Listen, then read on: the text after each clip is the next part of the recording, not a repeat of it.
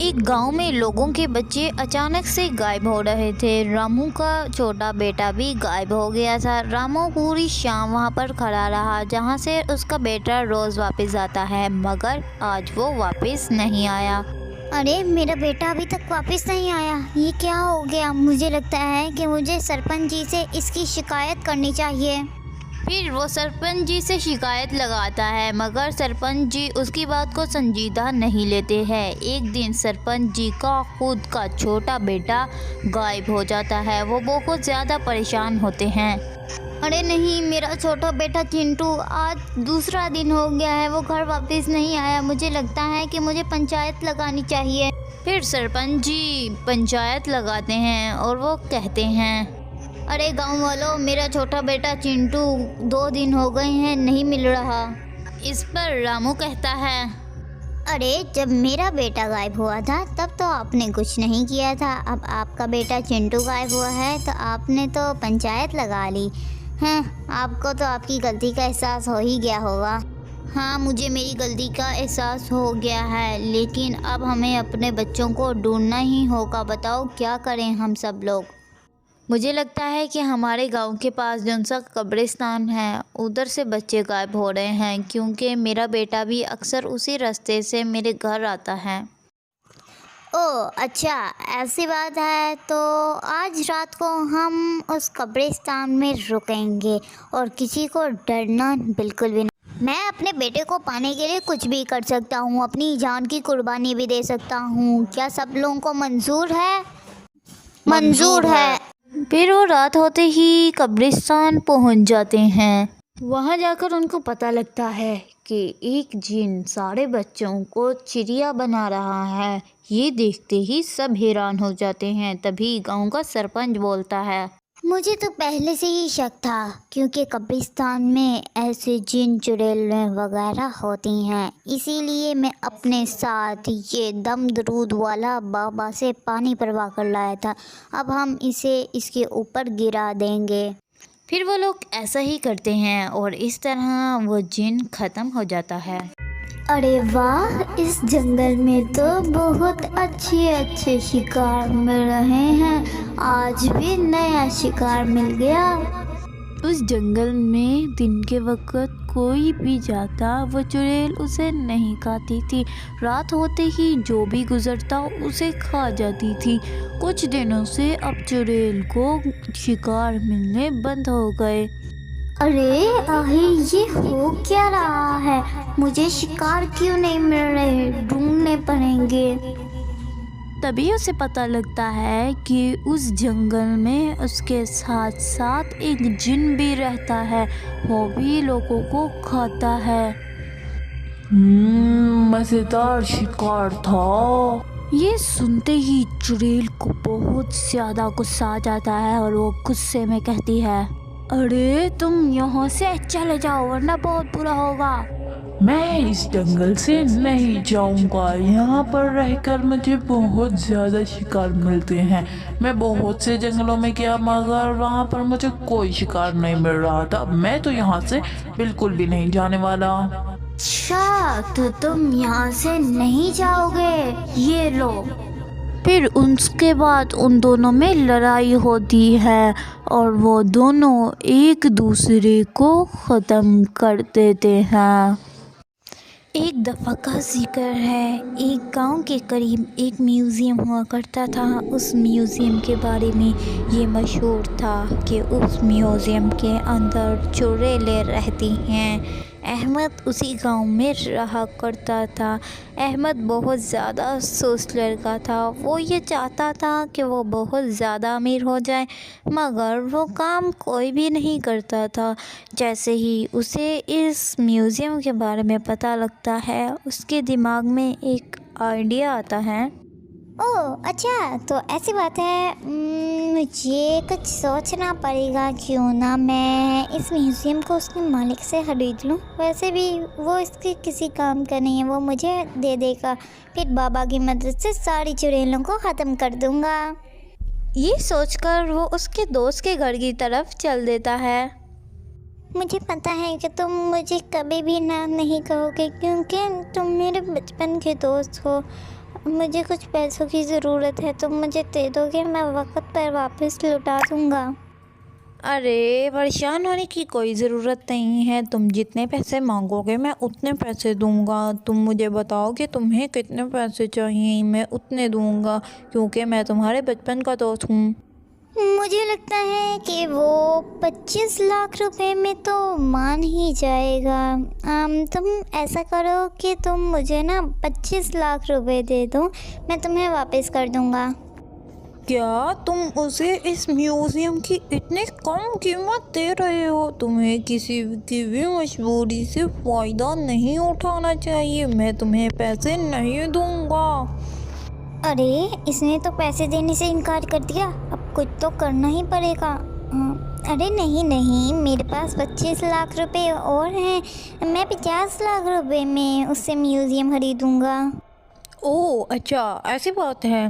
मुझे माफ़ करना कि मैंने तुम्हें शक किया। मुझे वैसे लगता तो नहीं था कि तुम किसी की मजबूरी से फ़ायदा उठाओगे। खैर ये लो मेरा कार्ड, बैंक से पैसे निकलवा लेना। ओह शुक्रिया शुक्रिया, अब असल मज़ा आएगा ना। 25 लाख रुपए में म्यूज़ियम खरीदूँगा और फिर उसके बाद दुगने तिगने पैसे कमाऊँगा।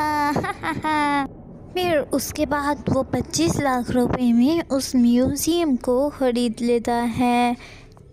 अरे वाह अहमद, मानना पड़ेगा तो बहुत ज़्यादा शातिर है। 25 लाख रुपए में इतना बड़ा म्यूज़ियम खरीद लिया, अब तुझे अमीर होने से कोई नहीं रोक सकता।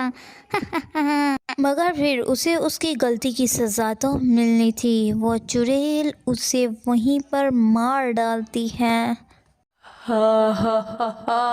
एक गांव में कहीं से एक खौफनाक और खतरनाक चुड़ैल आ गई थी। उस चुड़ैल ने पूरे गांव वालों को तंग कर मारा था। वो जहाँ भी कोई मोटरसाइकिल, कार या फिर कोई भी चीज़ देखती उसमें से पेट्रोल निकाल कर पीने लगती थी। अब वो औरत एक औरत का रूप लेकर गांव में रह रही थी। एक दिन वो मोटरसाइकिल देखती है, वो उसमें से पेट्रोल निकाल कर पी रही होती है। तभी गांव की एक औरत उसे देख लेती है। आखिर मुझे पता लग ही गया कि कौन है वो तुम ही हो जो लोगों की मोटरसाइकिल और कारों में से पेट्रोल और डीजल निकाल के पीती हो। पूरे गांव वालों को बता दूंगी। नहीं, इसने तो मुझे देख लिया, अब ये पूरे गांव वालों को बता देगी। मुझे इसे मारना होगा। फिर उसके बाद वो चुड़ैल अपनी ताकत से उसको आग लगा देती है। गांव वालों मेरी मदद करो, गांव वालों। अरे नहीं, ये कैसी आवाज़ें आ रही हैं? मुझे जाकर देखना चाहिए, कहीं इसने उस चुड़ैल को तो नहीं देख लिया। सब गांव वालों को इकट्ठा कर कर लेकर जाता हूँ। अरे बाबा हमारी मदद कीजिए, गांव में एक चुड़ैल आ गई है। वो सबकी मोटरसाइकिल और कारों में से पेट्रोल और डीजल निकाल कर पीती है, और अगर कोई उसे देख ले वो उसे जला देती है। आप हमारी बस कर दो बेटा, मुझे इसके बारे में सब कुछ पता है। ये चुड़ैल पिछले गांव में भी आई थी। पिछले गांव के लोगों ने मुझे ही बुलाया था इसको ख़त्म करने के लिए। जब मैं इसके पास पहुंचा तो ये वहां से भाग गई और इधर आ गई। अब मुझे पता है कि इसको कैसे ख़त्म करना है। कान इधर लाओ। अरे बेटा, इसकी ताकत की वजह पेट्रोल और डीजल है। हम इसी से इसे मारेंगे। इसके ऊपर पेट्रोल और डीजल भरा कर इसको आग लगा देंगे, फिर उसके बाद ये चुड़ैल ख़त्म हो जाएगी। फिर वो लोग ऐसे ही करते हैं और इस तरह वो चुड़ैल ख़त्म हो जाती है। रेशमा बहुत ज़्यादा खूबसूरत और अमीर लड़की हुआ करती थी, इसीलिए सारे गांव के लोग उससे जेलस हुआ करते थे। अरे रेशमा, मुझे भी बताओ अपनी खूबसूरती का राज और अपने अमीर होने का राज। मैं भी जानना चाहती हूँ, और मैं भी अमीर होना चाहती हूँ और खूबसूरत दिखना चाहती हूँ। अरे ये सब कुछ तो मुझे विरासत में मिला था, इसीलिए मैं इतनी ज़्यादा खूबसूरत और अमीर हूँ। खैर छोड़ो ना, तुम बताओ क्या पियोगी? इसी तरह वो हमेशा बात को उल्टा दिया करती थी। मगर एक बुरी बात उसके बारे में ये थी कि वो रात के वक्त एक चुड़ैल बन जाती थी जो बहुत ज़्यादा बदसूरत थी, क्योंकि उस पर किसी ने जादू किया था। दूसरी तरफ विमला, आखिर ये इतनी ज़्यादा अमीर और इतनी ज़्यादा खूबसूरत क्यों है? मुझे भी इतना ज़्यादा खूबसूरत होना ही होगा। अरे यकीनन तुम रेशमा के बारे में सोच रहे हो, इसीलिए तो इतना बुरा मुंह बनाया हुआ है तुमने।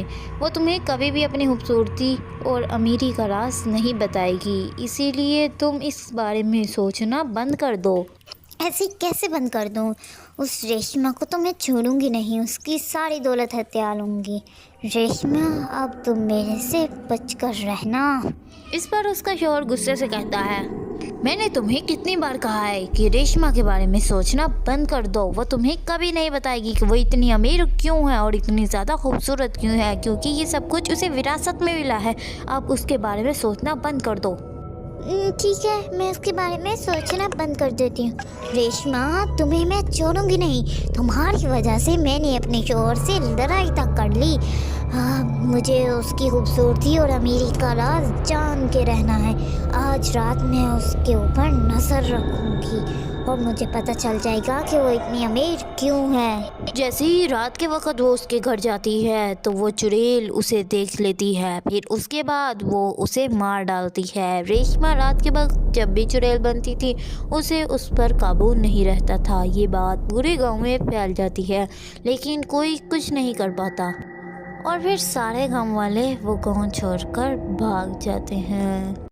एक दफ़ा का जिक्र है, एक गांव हुआ करता था। उस गांव में विमला रहा करती थी। विमला दूसरे गांव से इस गांव में कुछ दिन पहले ही शिफ्ट हुई थी, इसलिए वो इस गांव के बारे में कुछ नहीं जानती थी।